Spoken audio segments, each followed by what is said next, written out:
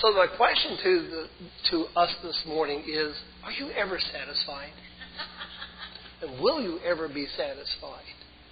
I personally, this got started where, in life I find that satisfaction is a kind of a temporary thing, and that even in the midst of satisfaction there's some kind of discontent going on in my life. And so I begin to think about this and say, well, if this happens to be happening to me, could my experience also be the experience of other people as well? Where you find that though you have blessings on the one hand, on the other hand, you don't have curses, but it's just not like, well, if I had this too, then I would be satisfied. If I could have summer all the time, except when I want a little winter and cool, then I'd be happy, or whatever it might be. Well, I suggest to us that Scripture talks about this, and the Apostle Paul talks about it.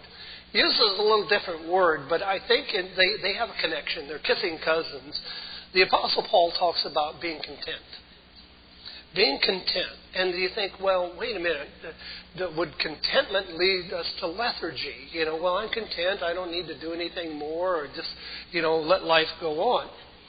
But why I had Jerron read from the book of Hebrews, and in particular verses 14 through 16, it talks about the tension that Jesus had as our high priest. So let's review that very quickly before we go into Scripture today, which we're going to focus on, where Paul talks about his contentment that he had. But here he says, the author of Hebrews says, therefore, since we have a great high priest who has gone into heaven, Jesus the Son of God, which all this is very positive on the one hand, but again, we have to remember the tension and the problem the disciples had is when Jesus ascended to heaven, it's like, oh my, he's gone. We have that on the one hand. Let us hold firmly to the faith we profess. That is, we have a trust. And not only do we have a trust, we profess this trust. This kind of brings me to one of the points of satisfaction and dissatisfaction that I have. I say, Lord, I trust you. And things go well, and then something pops up, and all of a sudden you think, whoa, how's this going to work out? And we begin to lose trust, and I get aggravated with this up and down within my own self, and this lack of stability. I guess in certain times, my faith is bipolar. It's manic on one hand, and it's depressed on the other, and I'd like some stability for those of you who understand that. For we do not have a high priest who is unable to sympathize with our weaknesses. Now, wait a minute here. We've got a high priest who's capable of all things, and yet he sympathizes with what? Our strengths? Our weaknesses that we have. So that's why it's important to understand when we think about what God is doing in our lives, that we have weaknesses. But we have one who's been tempted in every way just as we are, yet without sin. Now, that's the problem I get. I get tempted and I don't manage this last part real well. Because oftentimes you get tempted, we get aggravated, something happens to us, and as we'll cover in the sermon today, we don't respond well. We don't respond as Jesus without sin. Let us then approach the throne of grace with confidence, so that we may receive mercy and find grace to help us in our time of need. So here we have grace and mercy, but at what time? In our time of need. And say, well, Lord, can we just have this grace and mercy and not be in need? Because that presents a little bit of a problem. So anyway, again, the question is, how hard is it for humanity to be content? And how hard are people to satisfy? And you think about, let's say, kids and food. You give them something and they're going to be satisfied.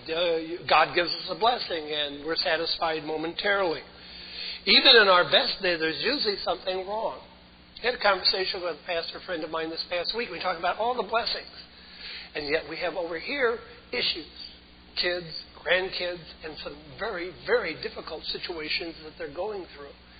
And so while on the one hand they want to rejoice in what the blessings that they have this ever-present drag, negativity on the other hand. Now, when I say that, that is probably common to all of us. While God saves us on the one hand, we have other things that are holding us down. We say, if this was just taken care of, Lord, I'd be satisfied. Kind of like Gideon was with the fleece. Lord, if you make it wet on this side, that'll satisfy my lack of faith. Do it this. Well, Lord, can we do it this way? This is kind of our reaction. So it's hard to get what I call the perfect kingdom day. Now imagine for a moment, when I say the perfect kingdom day, what might a perfect kingdom day look like? What would you think a perfect kingdom day would look like?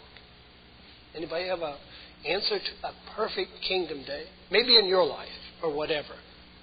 Or anybody's life. Today's went pretty good. So you have no other worries, no other concerns. Well, I have other worries and concerns, but they don't worry me or concern me. Okay. So my perfect kingdom day, I've got these perfect concerns and worries taken care of. I'd like to have a perfect kingdom day. For me, a perfect kingdom day is where there is nothing that I'm worried about, anxious about, unconcerned about. Because here I am, we're enjoying worship, air conditioning. People in Syria are being bombed. Kids are being all that. We got people, all over Afghanistan. We've got things going on. We've got people who, are killing people. Somebody in Southern California shot their family yesterday. And then shot other people. We got all these things going on. So for me, a perfect kingdom day is when everything is kind of totally in God's hands. Well, it's not that it's not in God's hands, but all problems are solved. Because you kind of look at Revelation, where it says He wipes away all tears, pain, sorrow. All these things are gone. To me, that would be kind of a perfect kingdom day. I haven't had any of those things.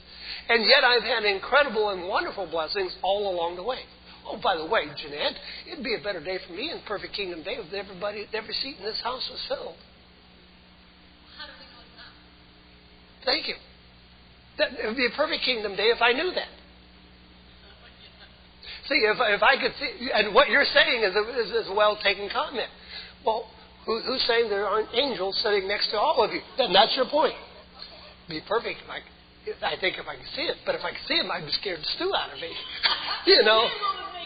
See, I can't have it. See, I want to have it all my way. That's what I'm talking about, a perfect kingdom day where you just know everything is in alignment, as it were.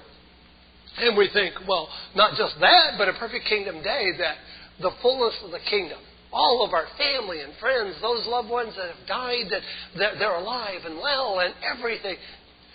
We have never, ever experienced a perfect kingdom day because we live in a broken world. This is what we're going to get to. This is what robs us of our joy, our contentment, and our satisfaction. And we have to realize, though, on the other hand, God has designed life in such a way. And we find things in the Bible that help us to realize and to appreciate what God is doing. Without Scripture, without the example of Jesus, we're going to find that we will have very little joy. And our real joy comes in the fact that, and contentment comes to know that what God is doing, what God has done, what God is doing, and what God shall do, that helps us to have that. So the Apostle Paul writes this to the church, and this is where we're going in Philippians chapter 4 and verse 11. He writes this to them as a reminder. Now, he himself has had his own difficulties. Let's think about the perfect kingdom day for the Apostle Paul. First of all, he's got, as it were, his first half of his life. And then we got the second half of his life. But he writes to the church membership there, and he says, I am not saying this. And he's talking about their giving to him, to support the ministry that he was saying. He says, I am not saying this because I am in need, for I have learned to be content. Feeling the blues today or tired of life already? Do you have questions about life or need spiritual advice?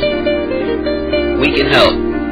Log on to worldwidechurchofgod.com or wcgfairfield.blogspot.com and stay connected to reality. The Worldwide Church of God in Fairfield, Santa Rosa, and Modesto are located in the San Francisco Bay Area regarded as the most prosperous region in the United States. We believe Jesus Christ when he proclaimed in Matthew 6:24 that serving God is more important than serving mammon.